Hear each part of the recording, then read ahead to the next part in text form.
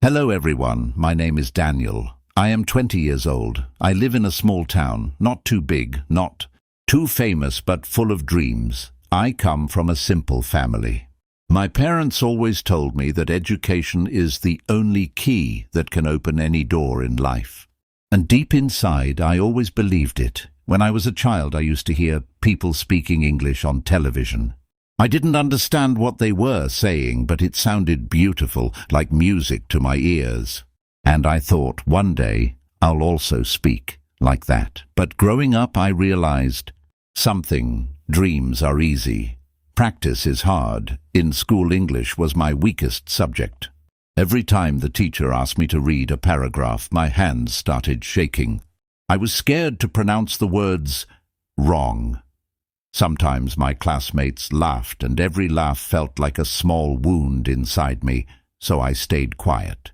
For many years, I avoided English completely. I thought maybe English is not for people like me. Then one evening, something changed. I was walking home after school, and I saw a small child, maybe 8 years old, trying to read an English sentence from a newspaper. He couldn't read it correctly, but he kept trying again and again with a big smile on his face. I stopped and asked him, "Why are you smiling even when you're making mistakes?" He said, "Because every mistake is taking me one step closer to learning. That small boy taught me the biggest lesson of my life." That night I stood in front of the mirror and said loudly, "My name is Daniel. I can learn English. I will not give up." It sounded strange at first. My accent was broken. My grammar was wrong, but my heart was honest. From that night, I started my English journey alone. I didn't have expensive books or classes. I only had a small phone and an internet connection, so I began with the basics. Every day, I listened to short English audios. I watched simple English videos with subtitles. I learned 5 new words daily and tried to use them in sentences. Sometimes I wrote those words on sticky notes and pasted them on the wall. Hope, believe, learn, courage, confidence. These words became my friends. At night, when everyone slept, I practiced speaking in front of the mirror. I repeated the same sentence many times until I felt confident. There were days when I felt tired. Days when I thought of quitting. Days when I said to myself, maybe I'll never be fluent. But every time I wanted to give up, I remembered that little boy with the newspaper. He didn't stop smiling, so why should I? A few months later, I joined a small online English group. People from different countries joined. Some from Asia, some from Africa, some from Europe, some from America. We all had different accents, different lives, different stories, but one goal: to learn and speak English with confidence. Sometimes we laughed at our mistakes. Sometimes we helped each other with pronunciation. And slowly I realized that English is not just a subject, it's a bridge that connects the whole world. One day our group decided to organize an online speaking challenge. Everyone had to give a short speech. I was nervous. My hands were shaking and my heart was beating fast. When my turn came, I took a deep breath and said, "Hello everyone, my name is Daniel."